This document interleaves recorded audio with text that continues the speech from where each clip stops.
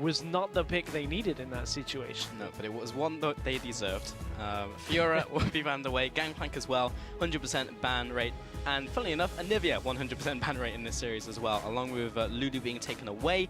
We did see it last game, and waiting on the next couple bans to go out from these two teams, but being fairly standard, not a whole lot of adaptation in terms of bans. And Kindred will be the last one as well. Kindred will be ban 5, so that would leave us with the... where are we? Poppy will likely be the last ban here from Renegades Banditos, if all 6 remain the same. If they change it up, what would they ban out? Maybe the Misfortune was pretty strong in the last game. Would Millennium first rotation it? Maybe. Ooh, Mundo. Okay. Respecting the Mundo a lot. Interesting. Yeah, so we did see a first pick Dr. Mundo. I believe it was North American LCS. For the life of me, I can't remember what game it was. I remember seeing it and being like, not sure I like it. Just, it doesn't have that flex potential. And the other thing is, look what it lets through for Millennium. First pick, team fighting AD carry that's incredibly strong. We've seen both of the games so far kind of revolve in some way around the Misfortune, and at one point a team fight has been swung by the bullet time, by Misfortune doing something amazing. So that leaves that open as a first pick. Once again, the Grace has picked up. We've seen it can be used as a flex for RNB. We've seen it top, seen it jungle so far from these two players, so that's pretty nice. But yeah, the Mundo confuses me a little. I don't think that was what caused them problems in the last game. Double flex setup here though, with the Poppy, and Misfortune is an AD carry that has to stand still to use her ultimate.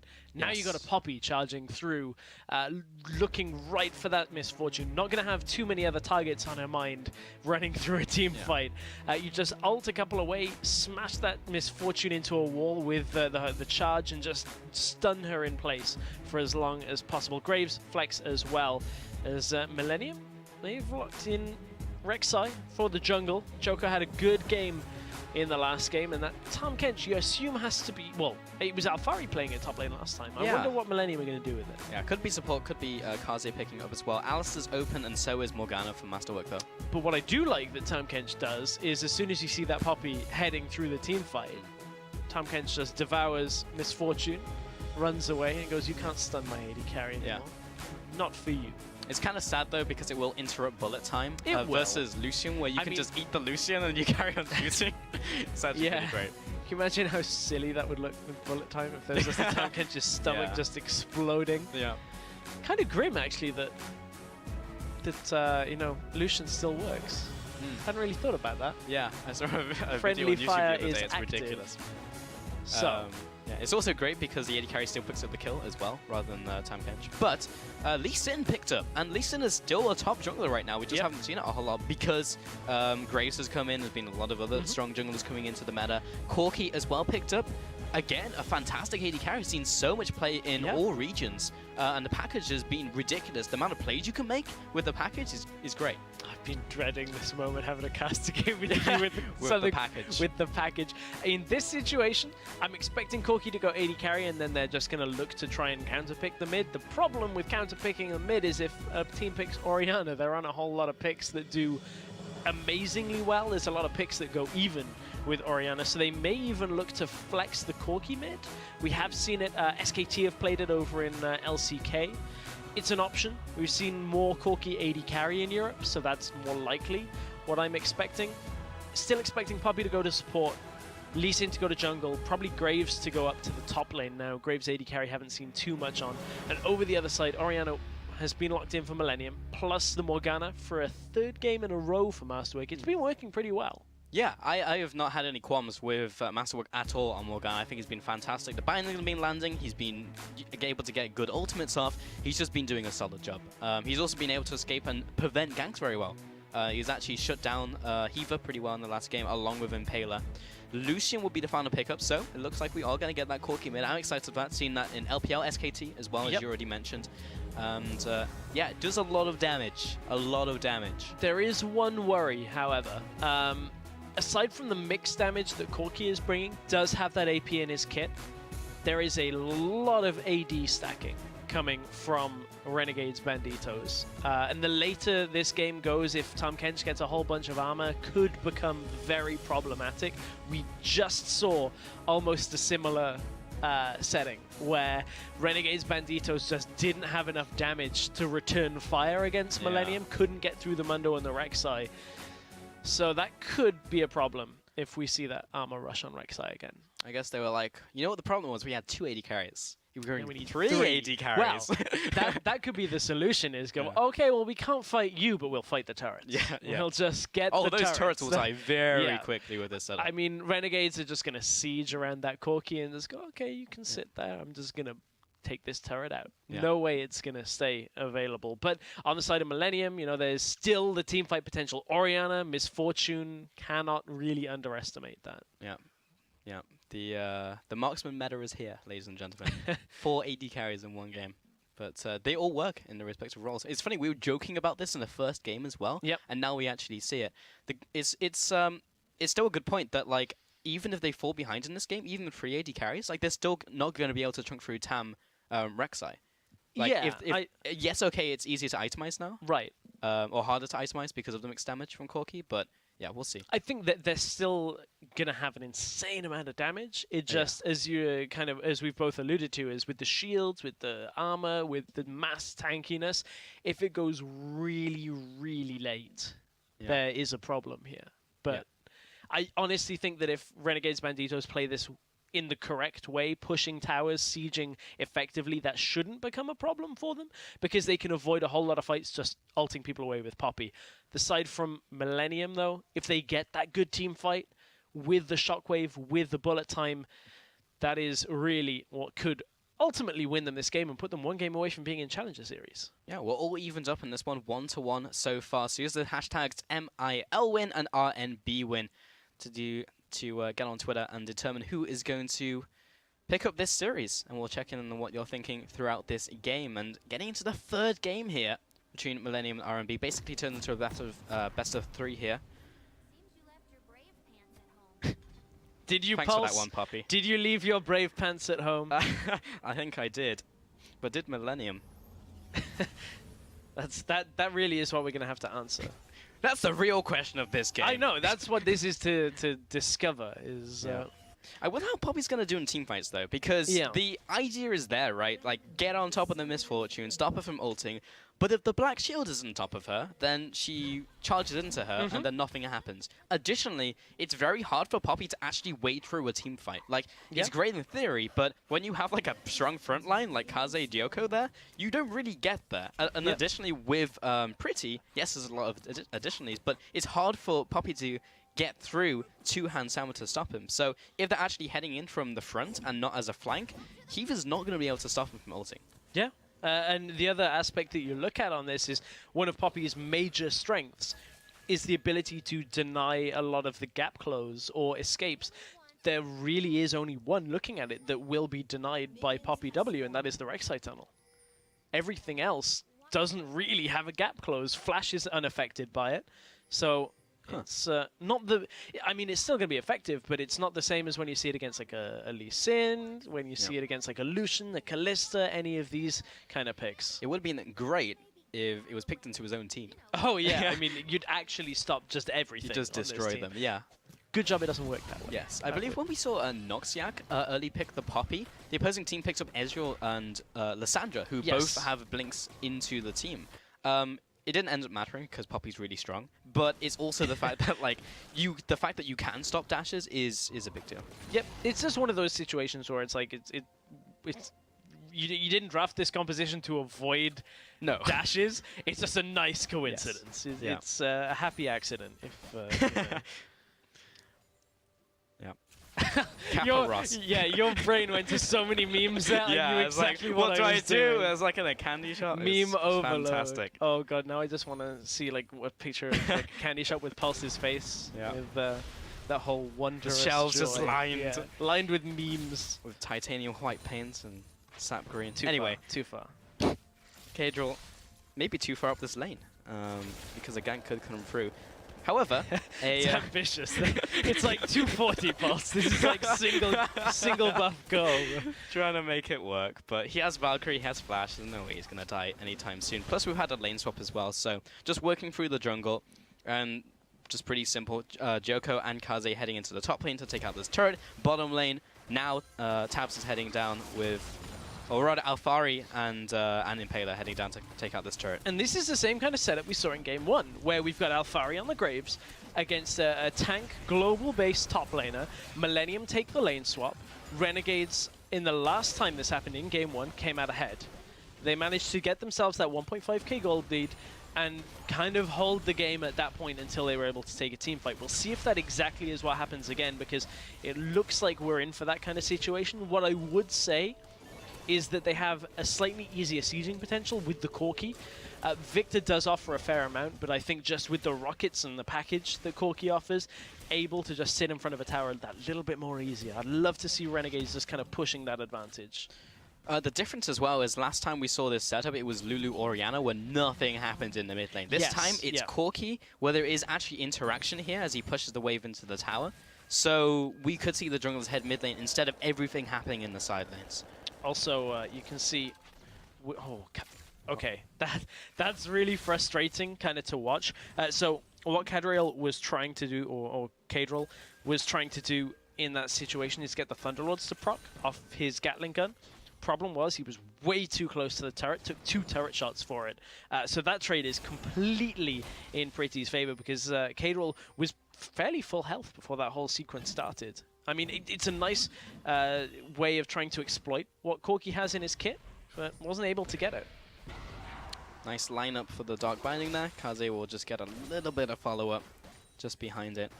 Bot lane, Hansama and Alphari. Impaler looking for a potential gank. The minion wave is here, though, lining up for a potential Q to come in, looking for the sidestep, and eventually lands the Q. Alphari as well, with the damage coming in from end of the line. This is going to be a long chase, though. Impaler flashes after his quarry as well. Now the Prayseeker comes in. The flash knock-up in from Joko. The first blood comes in over to Impaler, and now the 2v2.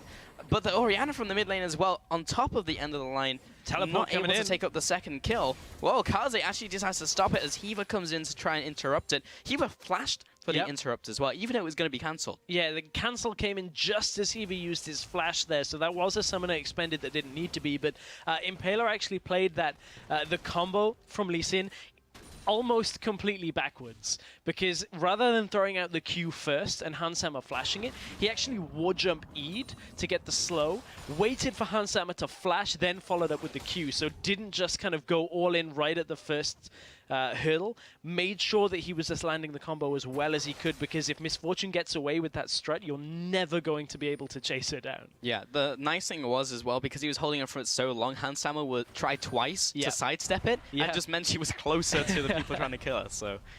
Yeah, the mind games. Hiva over the wall. That was actually way further than I thought the E could go, but they actually get the ward there and are able to defend the pink. So the E was normalized, if you remember, on 524, along with the buckler attack range. So it did get a little bit extra on top of it. I think it was like 125 extra on top to normalize it, if I do remember. But it just matches the passive. Yeah. That's the most important part. But when you look at the AD carries and what exactly chasing Misfortune around the jungle established, 20 CS lead for Tabs. That's a significant amount of extra gold that Tabs has right now. And look at the pressure that is being applied onto Kaze at this point. Oh, under the turret. And with the CC as well, couldn't even get the grey health into Thick Skin.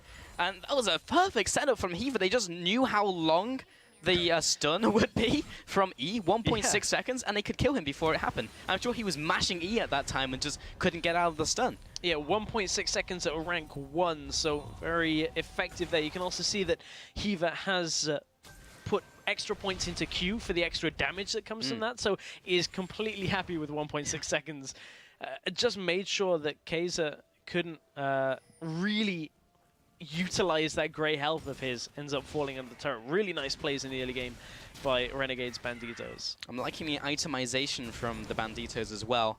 We're currently running 8 longswords. Yeah. Many AD carriers on this team. I'm also trying to remember it's Kaze. Kaze, yeah. I keep saying Kaiser because I'm like, Kaiser. I was been speaking German so much Yeah. that I'm like, his name is not cheese. in Delicious. German. It's Kaze.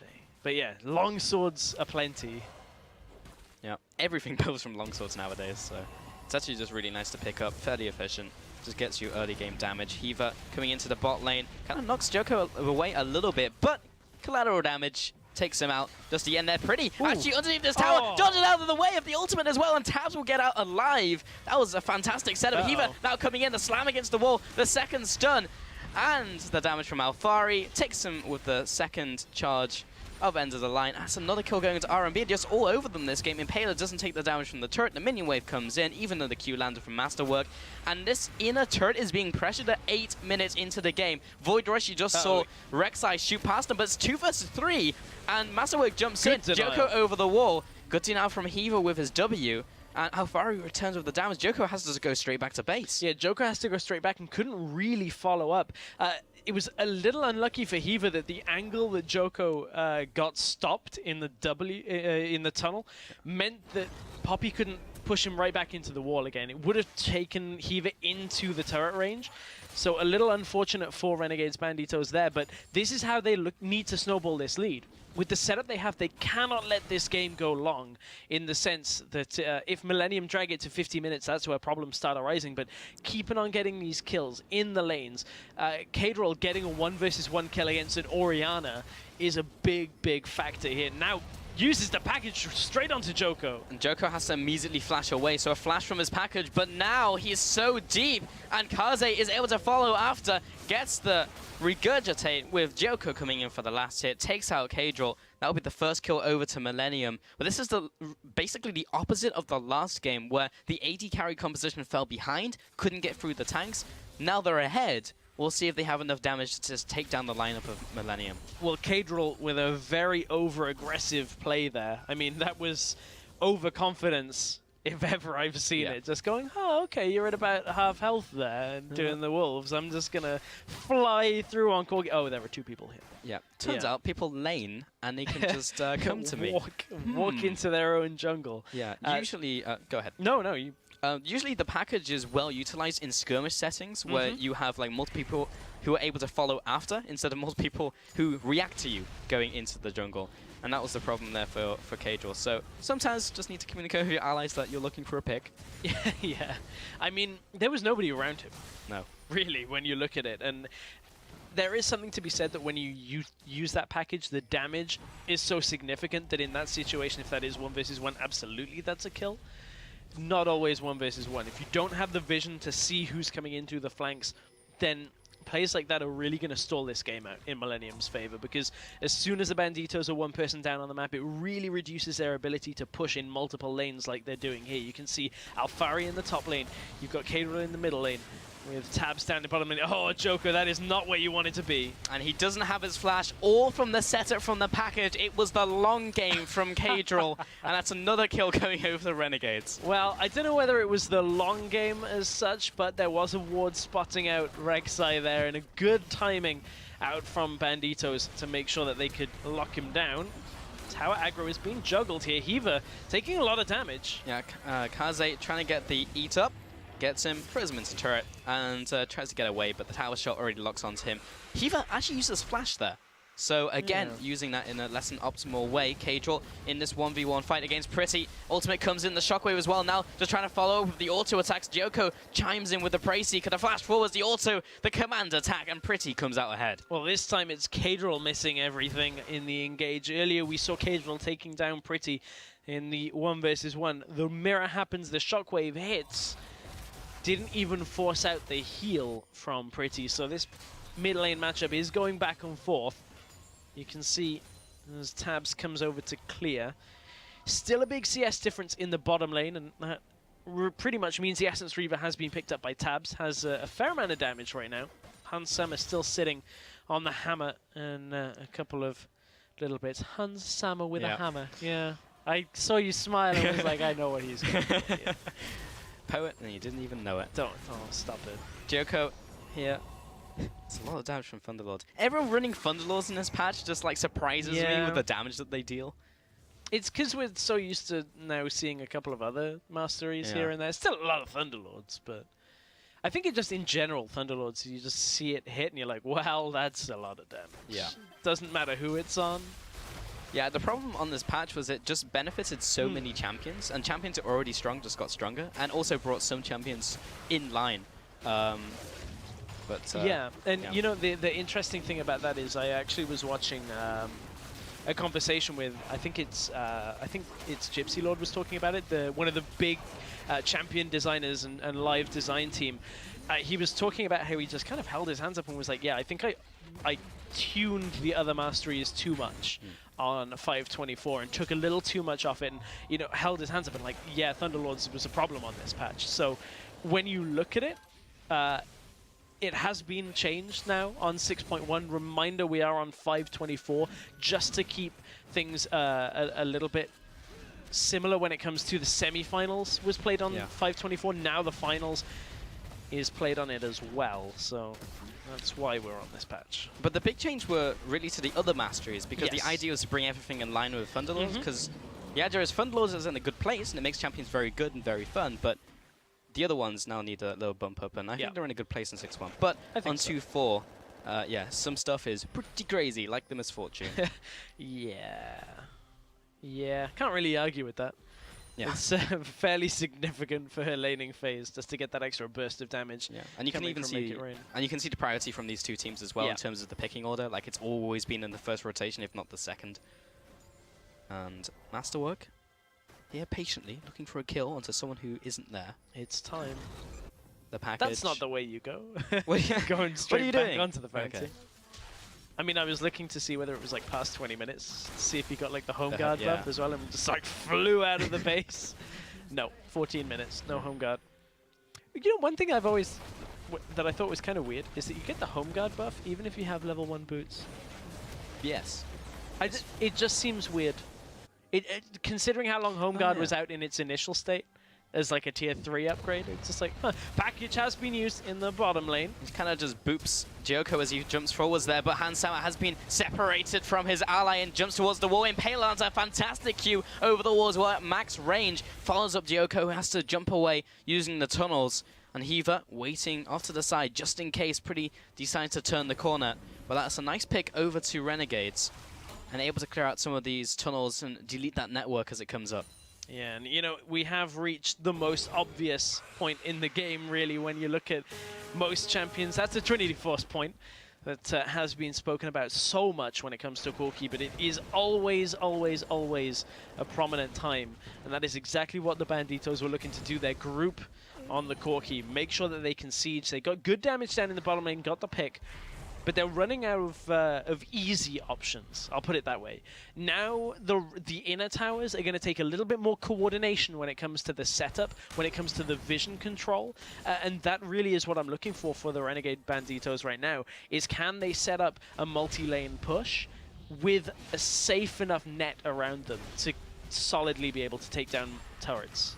I do feel like Renegade's power spikes right now are a little bit stronger than Millennium's. Like, the Triforce is big on Corki, plus they have more damage dealers as well. Ghostblade picked up Durham's Fist as well onto Alfari, along with the Essence Reaver is just really, really good for these AD carries. Lucian kind of hits a bigger health spike when he hits 2 items as well. But on all of the damage dealers, you have Boost of Swiftness being picked up as well. So they can, 1, rotate faster, and 2, are very tricky to lock down in team fights. Yeah, they really are. But, you know, it now is on, as we were talking about the vision control, and started to be a good setup out from the Renegades on this bottom side jungle. They know Orianna is top, not running teleport, is running heal, so can't really close that distance. So with Millennium stepping through the jungle like this, they have to be very careful, because Poppy wants to fight in these small enclosed spaces because she can get multiple stuns off with a lot of walls around her. That's a great culling. Takes a lot of the health off Hans Sammer. Will force him to think a little bit more carefully about pushing up with this wave and clearing it out. Impaler is waiting in the jungle. Has found Kaze, but he doesn't really want that.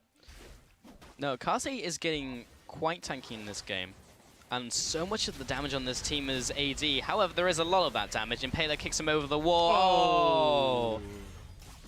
Oh! That's a bad miss. Yeah, that doesn't feel good. That's the second of the game as well for Pretty. But compare this to his last game, where his shockwaves were on point in teamfights.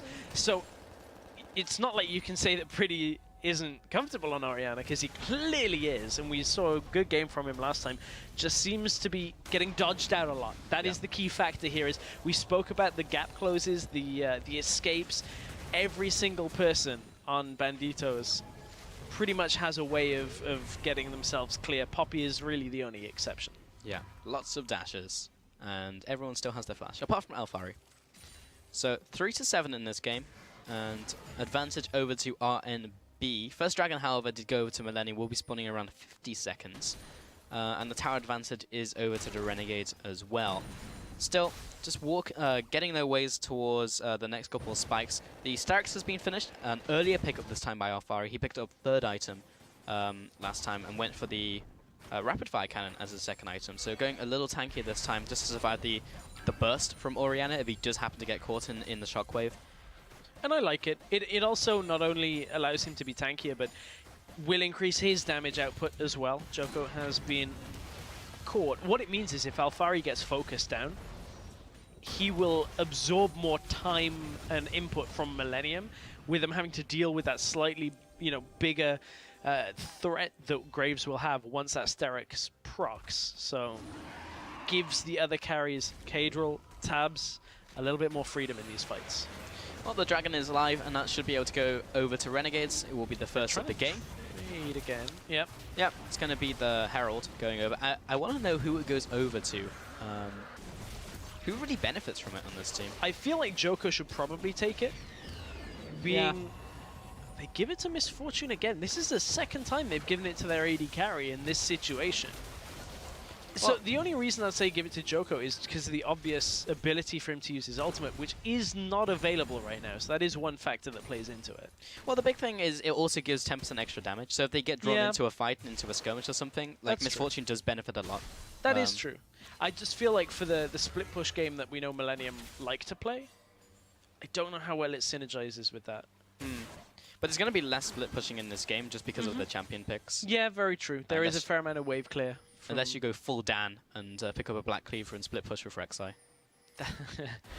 Yeah, that's true. Well, it is European Challengers, so that wouldn't be the most out of the ordinary thing. Impaler warding up. Look at those pink wards. Every member has picked up a pink ward. Gotta put them down, though. That's the next step. But they're just showing them off. Look what good team players we are. But what I like is there are some already on the map, and whoever's that is has picked up another pink ward, so that you can keep moving the pink ward line forward. Because it's all well and good having pink wards sitting there, but if you're too hesitant to replace the ones you already have with deeper vision, better control, then you're not actually advancing your vision control in any meaningful way. So now a couple of pink wards have started to be dropped. Look through the top side jungle. You got one in top tri-bush, one at blue, one at one of the brushes on the entrance. In they go! Engage onto Hans Sammer. Now the Black Shield comes out a little late with the damage coming onto the big tanks. Now the teleport comes in from Kaze. He did decide to complete that one. Masterwork has to go back. Hands down to half HP. Oh, the chunk coming in from both carries. Pretty trying to get in range. That's a shockwave. Should be able to take out the support. But that was the ultimate used for the support. And if a fight happens now, they won't have that big team fighting tool. But the rest of Renegades do decide to back off with a minion wave in the bottom lane. Yeah, so much damage was put onto them. They were all around about half health at this point. Renegades, I like what Hiva was trying to do, stopping the bullet time that was hitting about 4 or 5 people from his team. He goes in, has to flash back away, and that means he is a prime target for the shockwave. There with the spooky ghosts, Kadril flashes himself away. Should have Valkyrie up fairly soon, I think. A lot of resources being used for Kadril, but he will ultimately go down. Ultimate used by Kaze, Spooky Ghost, and a flash, and by Hans Sammer. So a lot of resources, but still, kill onto the mid lane is pretty big. Yeah, it is. Masterwork. Ooh, that's a lot of damage.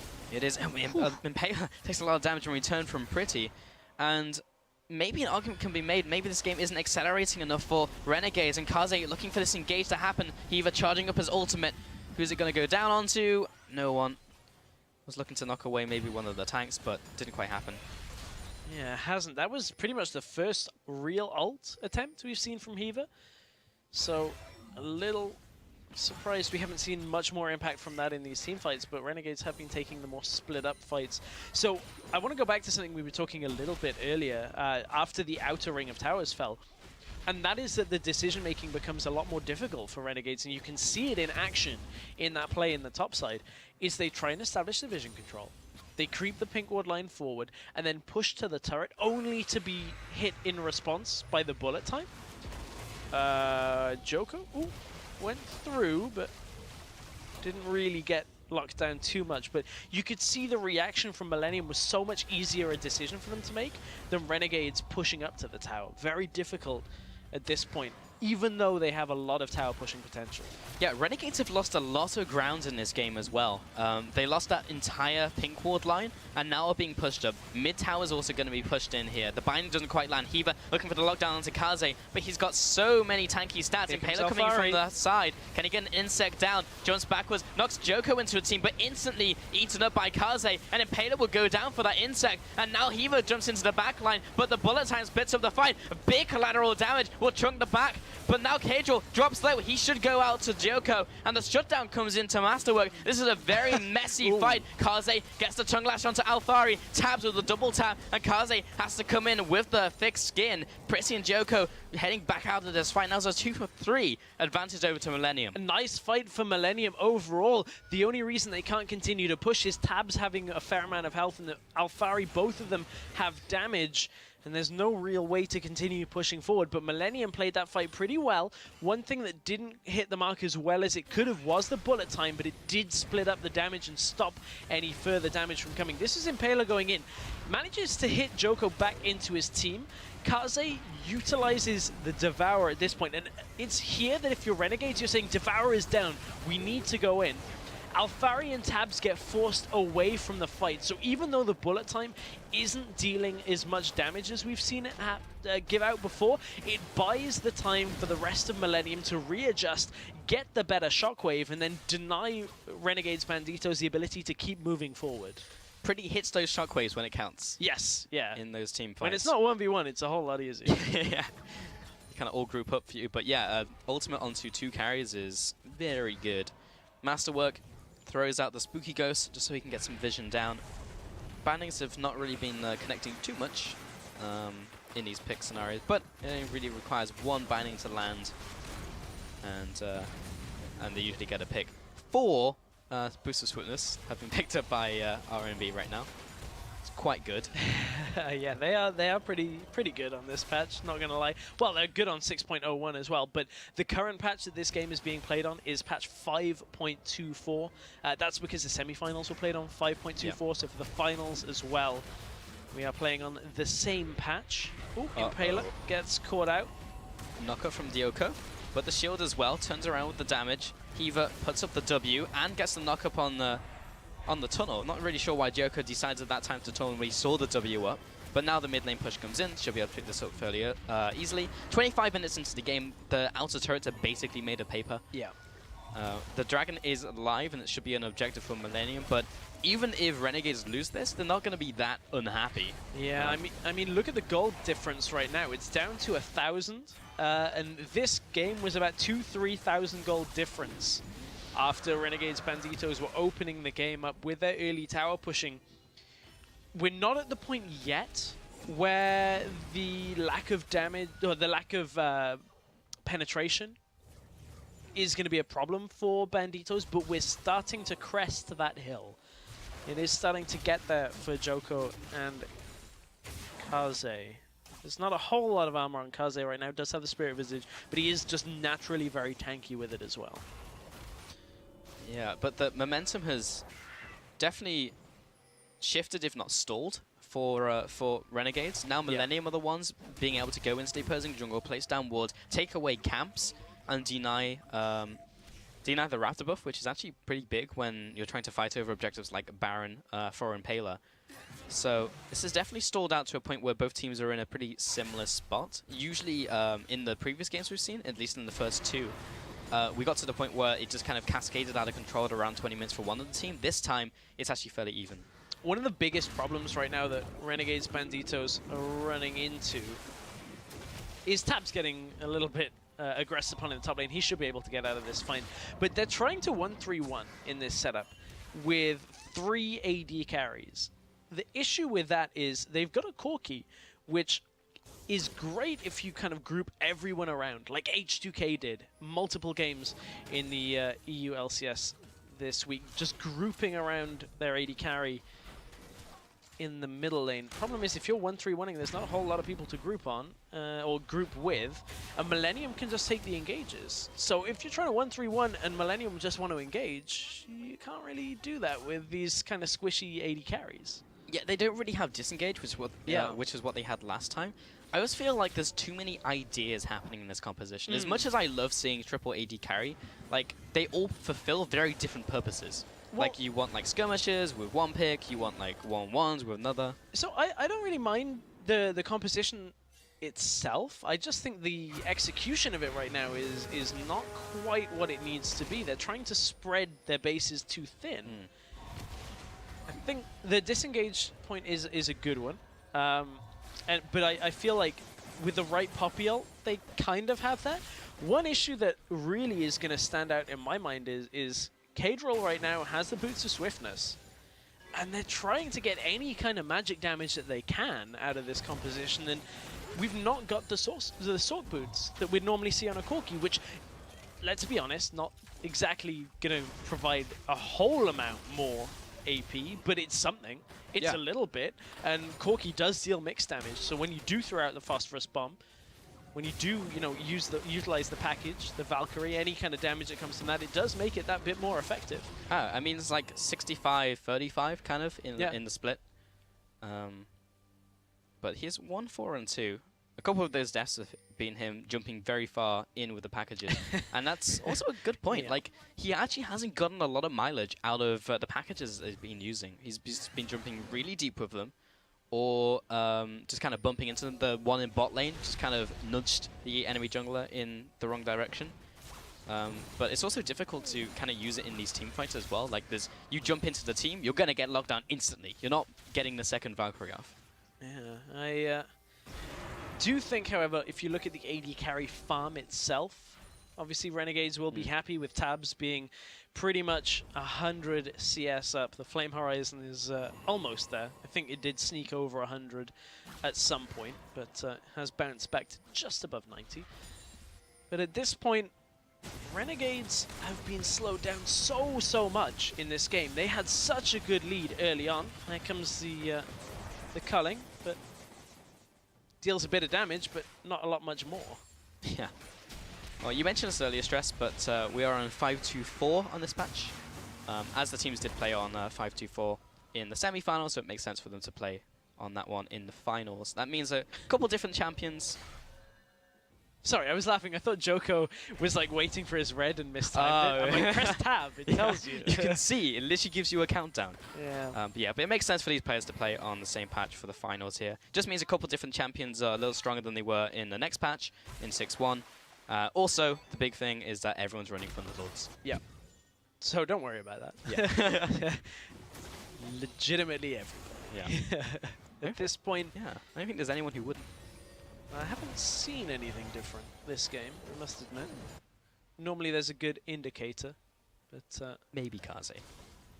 At this point, the pink ward line from both teams is just spread along that river. Oh, Impaler has his recourse stopped.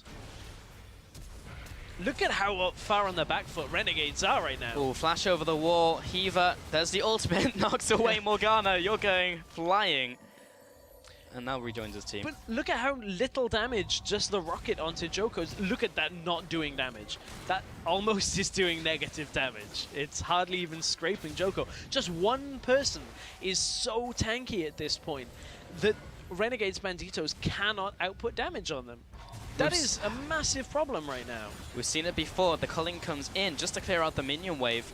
The tower is going to stay alive. Yes, this is something that the composition does very well. The wave clear is amazing. Dioko takes out this ward. Is slowly being chunked out, but is still 50% after taking so much punishment from the poke. Impaler gets CC'd up, but there's no follow-up to really happen right now. Kaze has got the teleport, so he's going to be splitting in the bottom lane. He's also a big tank right now, which They need more than one person to actually kill him. They only need one person to clear the wave, though. Oh man, even Tabs is running up to Joko and being like, okay, I got this. One person they will be able to take out is Hans Sama. If they get that kill, it doesn't matter how long Millennium survive for, they are going to lose that fight if Hans Sama is not available. Unless a shockwave from Pretty comes out and hits like 3 carries. Still a lot to be said for the Renegades composition, but Millennium have been playing this fantastically. Yeah, Millennium, a lot of props to them. They were behind in the early game. I'm going to hold that thought for a second as Gyoko thinks about going bottom lane. Alfari is kind of caught with his pants down, will be knocked up. Kaze trying to get a range for the tongue lash. Is actually fairly fast with the Ghost Blade. Has to flash over the wall and he will get out alive. The rest of his team is trying to take the Baron. They have multiple AD carries. Yes, they have a lot of damage, but Pretty and Hans Sama, if they get caught in the shockwave, they're going to take a lot of the bullet time damage and will probably all die. So just those 2 members being there is enough to stop Renegades from being able to go for it. Heaver actually saw him go back to base on the Spooky Ghost. Yep. Is that enough information to do anything? It is enough to take Dragon. Well, that's Dragon down. They are establishing vision control over Baron, and Renegades are out of options. I actually think we've reached the tipping point where they are out of concrete options to push. They cannot establish deep enough vision control because they cannot reliably take out anybody on Millennium that isn't Hans Sama. And they can't go for a major objective. So this game will get dragged to 5 dragons for Millennium or a Baron for Millennium if Renegades somehow don't find Hans Sama on his own. Legitimately, I think that is the only way Renegades can hold on to this game. And this is the same position we saw them in game 2 with 2 AD carries. And this might do it. Adding more damage to the mix just did not help when you have 2 giant tanks. Yes, they hit this tipping point because Millennium did a great job of stalling the game out. Yeah. But depending on the result of this game, I definitely feel like Renegades have to look at a different strategy, at least in Champion Select. Because the fact that this can happen, even when the game state is actually them not even being behind. This is even if them not being very slightly ahead. Yeah. If at this point they can't push the advantage or make plays or go for objectives reliably, then you have a problem. I think the frustration with this is that the likes of Elise was available. They opt for the Lee Sin to get the early game snowball going. But then the way they've itemized, the way their composition is built with the types of damage they have, Lee Sin is ineffective right now. Especially the fact that he's building that kind of half tank, half damage with Deadman's Plate Warrior enchant. Maybe an Elise here for extra AP with the Corki with Sword Boots. Maybe you have that little bit more threat. I still think they're heavy on the magic damage, even if that happens. Yeah. Sorry, heavy on the physical damage, even if that happens. But it's tough. Like this comp is a difficult one for Renegades to play out, and they struggled when it got difficult. Yeah. I wonder what happens if they just pick a simple composition like Millennium have been doing pretty much every single game. Oh, Heaver has to flash that. Spooky Ghost is so strong. I don't know why Heaver's laughing at that. That's a shockwave on Heaver in about a minute's time if Heaver overextends with a dash. That also means no flash to be able to get in range of Hans Sama to interrupt him as well. Flash is surprisingly important for Poppy in this composition. Oh yeah.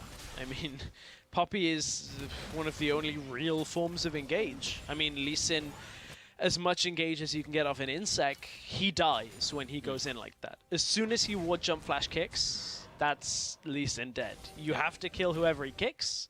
You have to follow up the rest of the team fight. You are trading 1-for-1. Yeah, and it has to be on Hans Sama or Pretty. Yes, exactly. I even would wonder whether Pretty is enough to get. Yeah. And on top of that, because Masterwork with E, like if he just times it right, then the kick doesn't even So I think if they get Pretty, Hans Sama is able to just ult, deny the rest of the fight, and the rest of the team run away. And you can see every single time Renegades are looking to engage, Spooky Ghost is popped, movement speed slow applies, and Renegades have to back away. Because Millennium are repositioning for the engage. Pretty's going top. As soon as he shows, this could be the only time for Renegades to fight. They have to go. There's no Spooky Ghosts available. They have to look to force a fight here. they've seen an Orianna top lane. Yeah, but Millennium go right back to the inner turret and they just space out.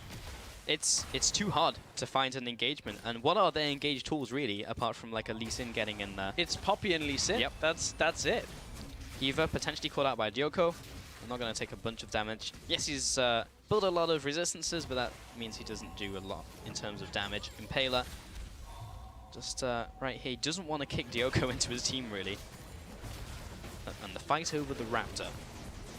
We might actually see a fight open up here. Oh, Eva gets chunked. Pops his ultimate, knocks Pretty up in the air. He has to flash away. Impaler knocks him away. That was a great flash timing coming in from Pretty. Alphari trying to get in range, trying to put the damage out. There's collateral damage. Cajal, meanwhile, dueling Hansama off to the side. The team of Millennium is split up. Masterwork as well gets chunked out by the AD carries. And Alphari now comes into the mid lane and starts pushing this in. But there's nothing for them really to take. Pretty Masterwork are low though, and they will both have to either go back to base or stick around and potentially get gibbed. I think Masterwork can afford to stick around if Renegades look for that Baron just to try and deter. Spooky Ghost would be available fairly soon. Renegades can't capitalize on forcing some of the damage dealers back from Millennium though. They had to recall with Heaver as well. And that was a fairly decent positional setup for Renegades when it comes to not having an easy bullet time for Hansama, who actually didn't use it at all because they were, you know, Renegades weren't stacking. Oh, we got it. With Ardent Blaze Nice. of all abilities. Probably like the lowest damage ability in the game. That's what it feels like when you use it. Yeah, that was a nice little pickup for Tabs. Ooh, can't be too over-aggressive just because he got it though. Yeah. Let's keep things in check. Tahm Kench recalling top side. Has his ult up. No teleport. A Renegade's gonna look for a Baron. I hope not. I think it's far too unsafe if they try. Oh, Impaler potentially looking for a fight here. Make it rain as a zone tool. Heaver into the front lines, but he is getting absolutely destroyed by Millennium. He'll have to back away. Now the rest of the team has to too. Tabs gets knocked up. He has to jump away. Pretty into the team, but no, knocked away. 3 members out of the fight from Millennium. They're able to pick up a kill, and it's onto Hansama. That is huge for the Renegades lineup, but they have no follow-up. They can't jump on the rest of the team, and the tanks are still alive. And they've now got to try and somehow get an objective with the Shockwave still available. Impaler had the option to go for Hansama in that fight. Went for Pretty. It may pay off if they can avoid a Shockwave here, but look at them all stacking up. If Pretty can get the ball in there, look for the Shockwave. They're trying to space, but Tabs gets caught, so does Heaver. They both go down. Joko looking for the follow-up here. Impaler trying to get away. He'll be jumping over the wall. He may actually just go down to Kaze as he channels up the ultimate. Masterwork trying to track Impaler, locks him down, and him just alone as the support should be able to take him out. Impaler jumps on top of him. Kaze will eat him up, and the Gromp is there to help out this brother in arms. Alphari, though, in this 1 versus 2, he's very low, but at the same time, minions. so is Pretty. He can't auto through the minions, and he has no mana to use end of the line. Oh, the binding comes out, doesn't quite connect. Still has 2 shells in his gun. This is so this sad is a for Graves Alphari. nightmare, is what we're witnessing right now, ladies and gentlemen. You cannot auto through the minions. You have no mana. He has to walk through the turret, try and execute. But now Pretty's here. He's able to tag him. Oh, that is so disheartening. Feels bad, man. Oh, the one auto that got blocked by the front minion. Anyway, onto the Baron, go Millennium. I think that was about as well as Renegades Banditos could have played that fight out. They tried. They were trying to find any kind of option here. Heaver's going to go in, try and get rid of the smite. It's a little bit early. Joko just comes back. It's like, well, I guess I'll smite it down. Ooh, actually went over to Misfortune. A little bit closer than they may have wanted, but still. Millennium managed to pick up the Baron. They do, and that, again, is going to be so difficult for Banditos to actually capitalize or come back on. Millennium are going to be able to capitalize on that very easily. And you know what was a great start for the Renegades? 5-0 start into the attempt to snowball, but they just got slowed down after the outer towers fell. They couldn't get any inner towers because they spread themselves too thin, and the wave clear was just good enough for Millennium.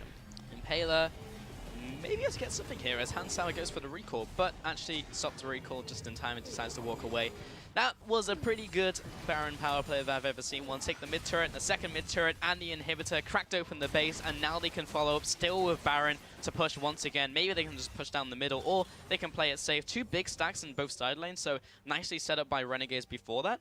But it's only really a matter of time. There's so much time for Millennium to play with, and Tabs is just trying to take everything he can before the storm comes.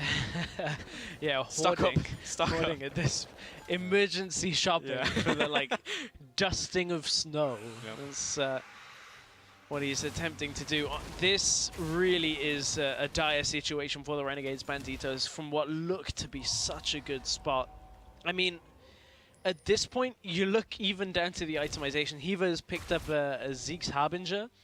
That is an item we do not see on supports pretty much at all anymore. And we've had to see one here just to try and amplify any of the damage that these 380 carries have. Hiva, once again, first into the fight, first dropped perhaps. Yeah, definitely first to drop as the bullet time comes in. Kaze kicked towards the tower, but he just licks it to death, and he licks everyone else to death as well. Alfari goes down, and all of the AD carries are so squishy. The tanks are just able to run amok, and the triple kill comes in for Hansauer under no threat at all from the lineup of RNB, and they will just close in for the win. Nothing Tabs can do. The first Nexus turret falls, so does the second. The Nexus itself will be going down, but they want those fancy points if they existed for EUCS, and Millennium will be coming in with the win. 2-1 in its best of 5 series.